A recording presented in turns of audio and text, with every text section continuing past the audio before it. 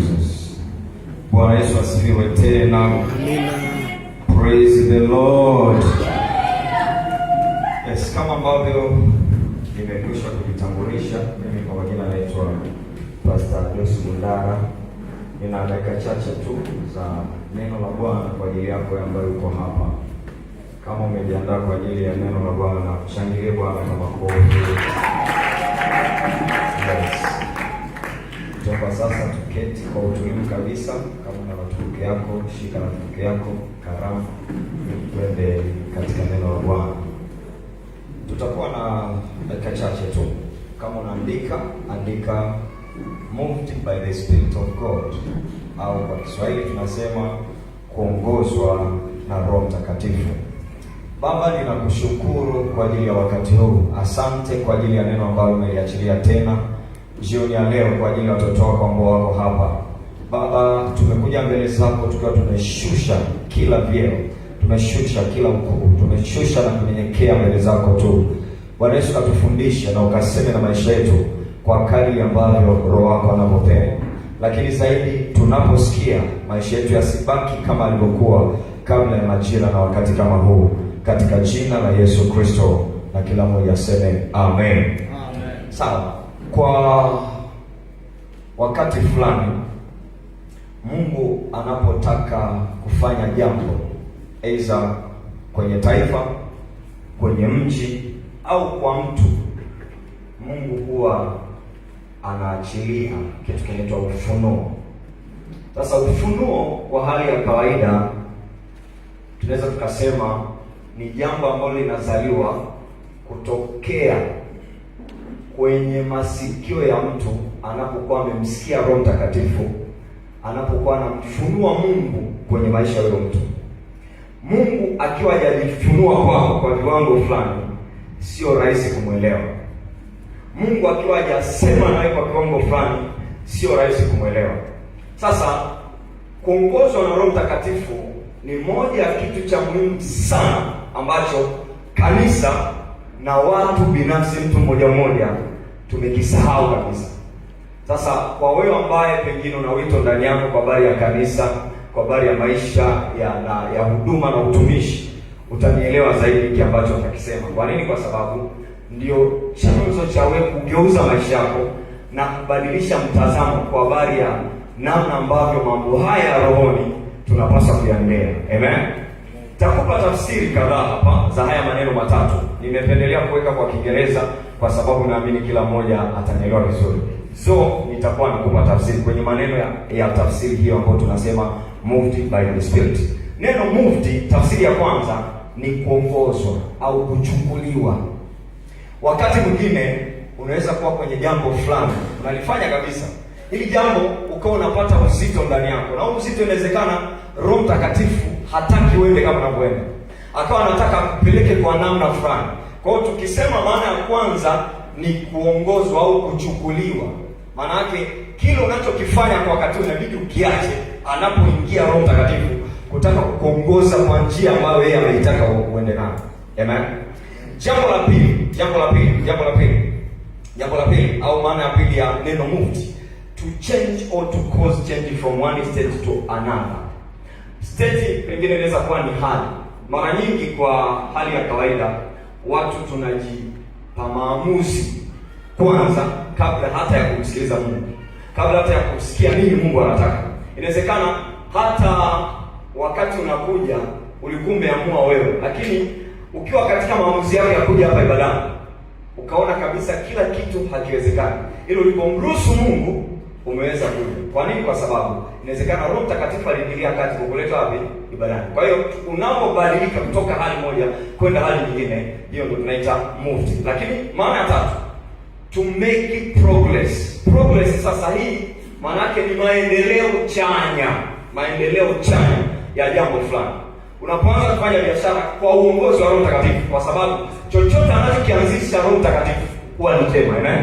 Maandiko yanasema kitabu cha Yeremia sura ya 29 mstari wa 11 kwamba ninajua mawazo ninayowazia ninyi ni mawazo ya amani yenye kuwapa tumaini siku zenu za mwisho. Sasa hata kwenye mawazo sometimes lazima awepo Roho Mtakatifu. Amen. Lazima awepo Roho Mtakatifu kuyaongoza na kuendesha mawazo yako kinachozalishwa kutokea kwenye mawazo kiwe ni kitu ambacho ni productive, lakini pia ni chanya kuja kuzaa vitu vingine kwenye maisha yako. Unapopokea mawazo kwenye uwepo wa Mungu mahali hapa, yakuwe productive na ukazalishe katika jina la Yesu. Sasa ukisoma kitabu cha Efeso sura ya 2 mstari wa 20, ni sura ya 3 mstari wa 20. Anasema kama utakuwa unakwenda kwa spidi itakuwa nzuri zaidi. Anasema kwamba tukuze Mungu aweze kufanya mambo makubwa zaidi ya yale tuyaombayo na yale tuyawazayo kwa kadri ya nguvu inayotenda kazi wapi? Ndani. Nikikuuliza nguvu, pengine unaweza kuniambia hivi, I am a prayerful person. Mimi ni mwombaji sana. Lakini kumbe hiyo nguvu sio nguvu inayozalishwa kutokea kwenye maombi. Maombi ni kama nyenzo tu ya kumsukuma Roho Mtakatifu ndani yako ili akusaidie kuomba kwa usahihi, na unachokiomba kizaliwe sawa sawa na ambavyo Roho Mtakatifu mwenyewe alikuwa amesema. Kwa hiyo tunajikita pengine kwenye maombi kusema kwamba tutakapoomba basi ndio vitu vitatokea. Pana ukimhusisha Roho Mtakatifu, kile unachokiomba lazima kitokee. Ndio maana kuna mahali anazungumza, anasema kwamba tumshirikishe katika kuomba. Nafikiri ni Warumi 8 mstari wa 26. Warumi 8:26. Anasema kwamba kwa maana hatujui kuomba jinsi tupasavyo. Hatujui kuomba itupasavyo. Kwa hiyo unapomshirikisha Roho Mtakatifu kwenye kuomba na kuwaza, anasema basi okay, ile ilikuwa Efeso. Niwekea Warumi sura ya 8 mstari wa 26 na 27. Ukisoma hapa anasema kwamba 1 2 3 hiyo ni Efeso. Nataka Warumi sura ya 8 mstari wa 26 na 27. Anasema hivi, kadhalika Roho naye utusaidia udhaifu wetu, kwa maana hatujui kuomba jinsi tupasavyo, lakini Roho mwenyewe hutuombea kwa kuugua kusikoweza kufanya kutamka.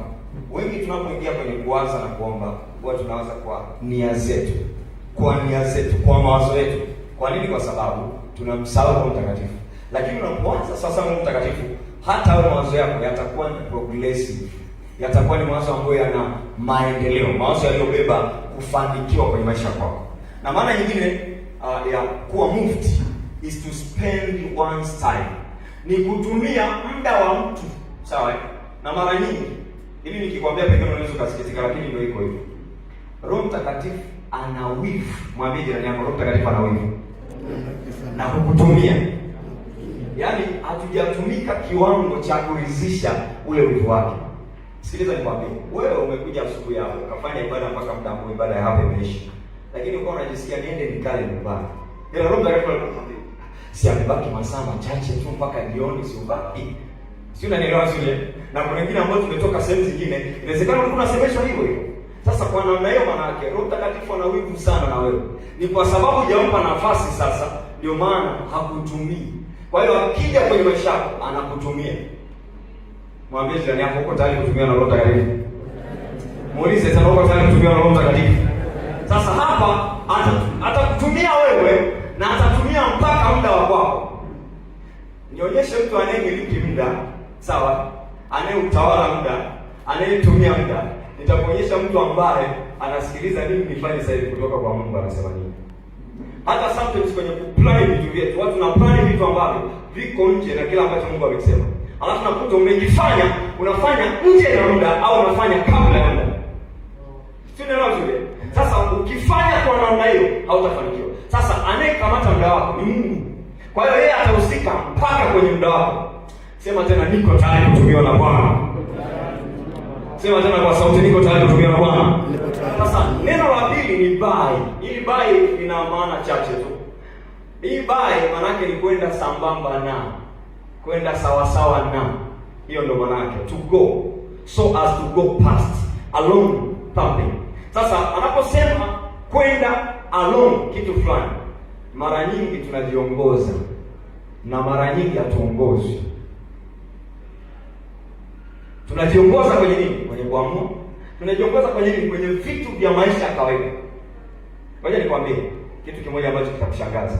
Hivi unajua hata kuoa ulipaswa uwe sawa sawa, lakini umekaa kwenye ndoa unavumiliana na mke wako mpaka wakati ambapo Mungu aje wa compliment awakamilishe mkiwa kwenye ndoa. So utakuta unapitia wakati fulani kama miaka 2 au 3 hapo katikati, maisha ya ndoa ni kama ile. Kwa nini? you decided wrongly before entering into marriage. Ulifanya maamuzi ambayo sio sahihi kabla ya kuingia huko. Kuna watu mko hapo, of course, na unajua kabla hujaingia kwenye huko course ulimuuliza Roho Mtakatifu kwanza kwamba nikasomee nini. Listen to me. Takuwa shule kidogo. Wakati niko nasoma advance, kabla sijafika advance, nimwambia Mungu na nitasoma HGL. Na nilikuwa namuuliza kwa habari ya nidhamu. Akaniambia nini? Nimefika advance nikasoma HGL. Niulize, O level nimesoma nini? Nimesoma science. Kabisa. Pure science. Lakini nini kilifanya niende HGL? The voice of God. Sauti ya Mungu. Kwa hiyo hata kwenye masomo pia inawezekana uko combination ambayo inakusumbua, ndio maana kero vazishi. Kwa nini? Kwa sababu haukuamua sawa sawa. Mwambie jirani yako, jifunze kuamuliwa na Roho Mtakatifu. Jifunze kuongozwa na Roho Mtakatifu. Usiwe mtu wa kujiamulia mambo. Hiki kizazi cha watu wanaojiamulia mambo sana. Usijiamulie mambo. Amen. Sasa hii ambayo maana yake tunamhitaji Roho Mtakatifu kwenye kila eneo la maisha yetu. Kila eneo. Hata nguo za kuvaa. Ngoja nikushangaze. Nilikuja kufanya ibada hapa siku moja. Nilikuwa nafanya ibada, nikawa nimefungua maji kule nyuma. Kuna tenki kule nyuma la maji. Sasa nimekaa usiku almost saa 7 samani. Ghafla nilisikia baridi ambayo sio ya kawaida. Hata ukitoka nje, ile baridi ile haifanani nayo. Nikawa najiuliza, nini? Ananiambia, nenda ofisini. Sasa nilipotoka, nikakuta maji yanamwagika.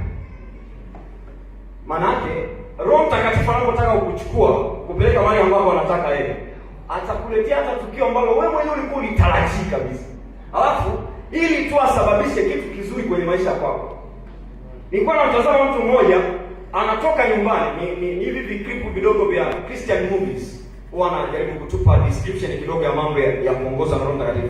Anatoka nyumbani, anaenda kutembea, kavaa vizuri tu. Sasa kumbe kuna ajali.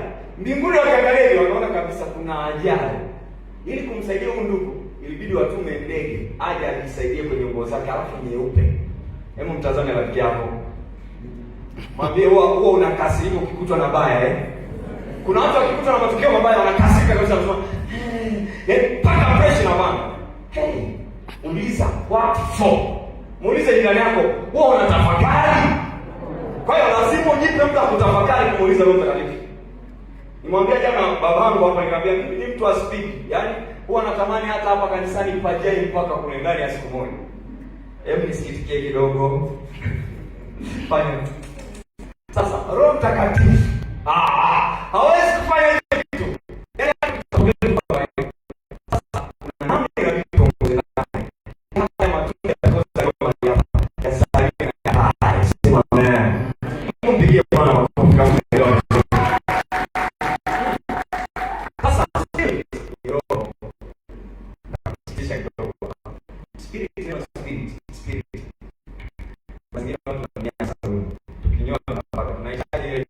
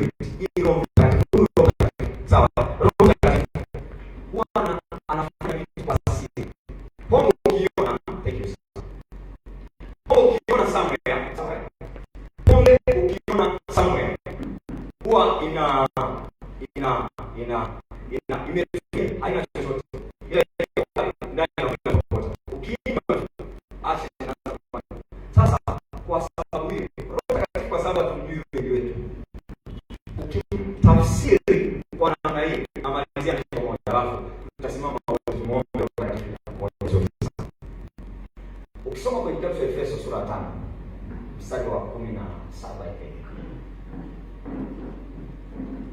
17 mpaka 20. Naomba tusome hapo. Anasema kazari, okay? Anasema kwa sababu hiyo, naomba tusome wote pamoja. Mwenye vitatu twende. Nisikilize, hilo neno msio wajinga, maana yake mnapaswa kumfahamu Roho Mtakatifu sana. Sio kidogo, sana. Alafu anasema bali mfahamu. Malizia. Ni nini yaliyo mapenzi ya Bwana? Haya, tuendelee. Tena msilewe kwa mvinyo ambapo mna nini? Aha. Kwa hiyo mbadala wa whisky ni nini? Mbadala wa pombe ni nini? Sasa naomba tusimame tulewe kidogo. Somo lile mimi sikutaka kuendelea kwa sababu tumechelewa kwanza. Sasa nafanyaje mtu gani? Simama tu, ningeweza kuendelea kwa speed kubwa. Naomba bless. You are blessing me so much. Kama ilivyo jina lako. Naomba unipatie ule wimbo wa Rehema Sifu wakati.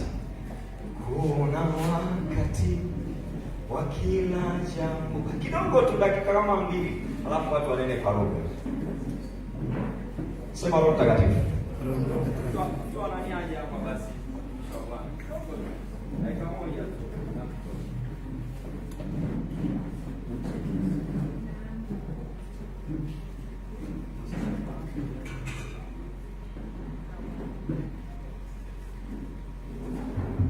Jesus. Naomba nyosha mkono juu wakati tumisha mkono. Ingiza roho kidogo. Prophets tuna addiction ya worship sana. Kwa hiyo msijali. Sema Roho Mtakatifu. Niko tayari. Unijaze tena. Sema niko tayari. Unijaze tena. Niko tayari. Unijaze tena. Haleluya. Endelea kunena kwa lugha hapo neno. Shale soko franos kata. Endelea kunena kwa lugha. Kwa dakika chache endelea kunena kwa lugha. Rako shate. Chochea ndani yako, chochea. Reko tazama taya. Rekete kepeko satakapa. Hatuna mbadala wa kitu kingine ukaa ndani yetu isipokuwa Roho Mtakatifu. Hatuna mbadala wa kitu kingine ukaa ndani yetu isipokuwa huyo Roho wa Bwana ambaye ana shauku na sisi, lakini sisi hatuna shauku naye. Reko shatakapa. Nena kwa lugha, usinyamaze. Usikae mkao ambao haufanyi chochote kwenye kinywa chako. Unaponena ni kwamba unaruhusu Roho Mtakatifu aingie ndani yako. Nena maneno satani sana.